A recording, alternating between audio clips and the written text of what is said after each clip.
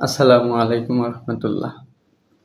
মানব জীবনে আমরা প্রতিটি ধাপে ধাপে যখন আগাই, এর ভিতরে আমরা যত চিন্তা ভাবনা করি না কেন, এর ভিতরে আমরা সব থেকে বেশি চিন্তা করি রিজিক নিয়ে। যে আমি কি খাবো, কি পরিধান করব, আমার পড়াশোনা শেষ হয়ে গেছে, এখন ভালো একটা জব হচ্ছে না, সমাজে কিভাবে মাথা উঁচু করে দাঁড়াবো, আমি বিবাহ করব, আমার জব নাই। তো আমরা যারা মেয়ের বাবা আছি, মেয়েদেরকে বিবাহ দিতে গিয়ে চিন্তা করি ছেলে ভালো জব করে না, কি খাওয়াবে। এই যে রিজিক নিয়ে একটা পেরেশানির ভিতরে আমরা সকলেই থাকি, এটা আমরা এমনভাবে মানসিকভাবে চিন্তা ভাবনা করি, যেটা আমাদের একবারে দুনিয়ার পথকে চলার জন্য অনেক কঠিন হয়ে দাঁড়ায়। এজন্য রিজিক নিয়ে বেশি চিন্তা ভাবনা না করা। রিজিক বলতে আমরা যেটাকে বুঝি, যেটা খাই বা যেটা পরিধান করি। আসলে রিজিক শব্দের অর্থ জীবন উপকরণ। জীবনে চলার জন্য যা কিছু প্রয়োজন হয়, যা কিছু দরকার হয়, সবটুকুই রিজিক। কারণ যেটা খাই বা যেটা পরিধান করি, এটার রিজিকের পরিপূর্ণ অর্থ দেয় না, এটা আংশিক সত্য, পুরোপুরি সত্য না।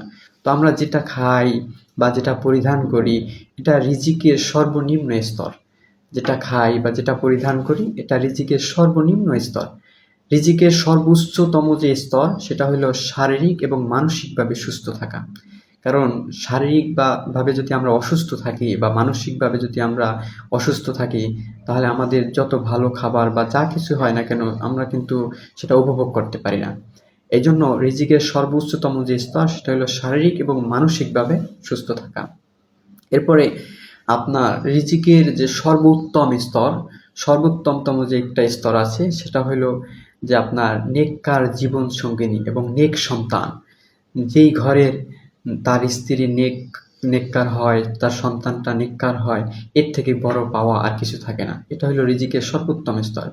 রসুল সাল্লাল্লাহু আলাইহি সাল্লাম তার প্রিয়তম স্ত্রী হযরত খাদিজা রাদিয়াল্লাহু তাআলা আনহা এর ব্যাপারে বলছিলেন যে রুজিকতু হুব্বাহা, যে আমি খাদিজা রাদিয়াল্লাহু তাআলা আনহার ভালোবাসাকে রিজিক হিসেবে পেয়েছি। অতএব রিজিকের সর্বোত্তম যে স্তর, সেটা হলো পুণ্যবান জীবন সঙ্গিনী এবং নেক সন্তান। আর রিজিকের পরিপূর্ণ যে একটা স্তর, সেটা হলো আল্লাহ তাআলার সন্তুষ্টি। আল্লাহ তাআলার সন্তুষ্টি, এটা হলো রিজিকের একবারে পরিপূর্ণ স্তর। তো যখন আমরা মৃত্যুর পরে মানুষ আলমে বারজাখে যাবে, তখন যদি আমাদেরকে বলা হয় যে ইয়া আইয়াতুহান নাফসুল মুতমাইন্নাহ ইরজিই ইলা রাব্বিকি রাদিয়াতাম মারদিয়া, যে প্রশান্ত মহাত্মা, হে প্রশান্ত আত্মা, তুমি তোমার রবের নিকটে বেরিয়ে আসো।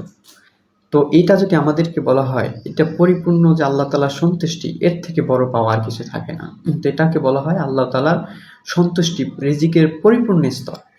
এবং হাদিসের দিকে যদি আমরা তাকাই, এই হাদিসে প্রশস্ত নিয়ামত, প্রশস্ত রিজিক হিসেবে বলা হয়েছে সবর, ধৈর্য ধারণ করা, সকল কাজে ধৈর্য ধারণ করা। ইন্নাল্লাহা মাআস সাবিরিন।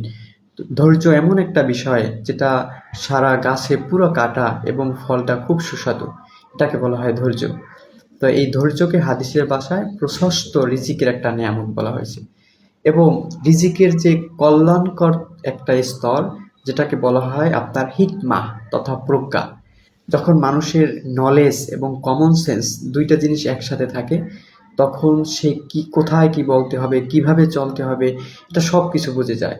এজন্য রিজিকের একটা স্তর হইল কল্যাণকরতম স্তর, যেটাকে রিজিকের স্তর বলা হয়, দ্য হিকমা।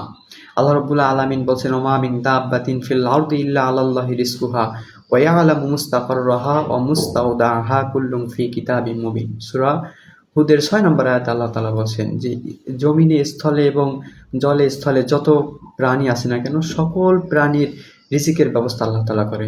তো যেই দায়িত্বটা আল্লাহ তাআলার নিজের, তো সেই দায়িত্ব আমাদের মাথায় নিয়ে বেশি চিন্তা ভাবনা করা তো ঠিক না। রিজিকের ব্যবস্থা তো আল্লাহ তাআলা আমাদেরকে করে দিবেন।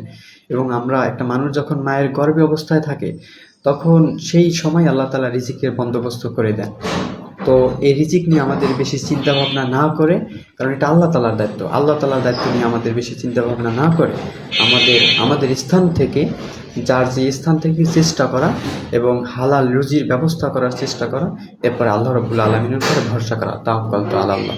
তাহলে আল্লাহ তাআলা আমাদের অবশ্যই একটা রিজিকের ব্যবস্থা করে দিবেন। আর বেশি বেশি দোয়া করা, আল্লাহুম্মা কফিনি বিহালালিকা আন হারামিকা ওয়া আগনিনি বিফাদলিকা আম্মান সিওয়াক, যে যেন আল্লাহ তাআলা আমাদের একটা উত্তম রিজিকের ব্যবস্থা করে দেন। আল্লাহ রাব্বুল আলামিন আমাদেরকে কথাগুলো বোঝার তৌফিক দান করুন। আমিন।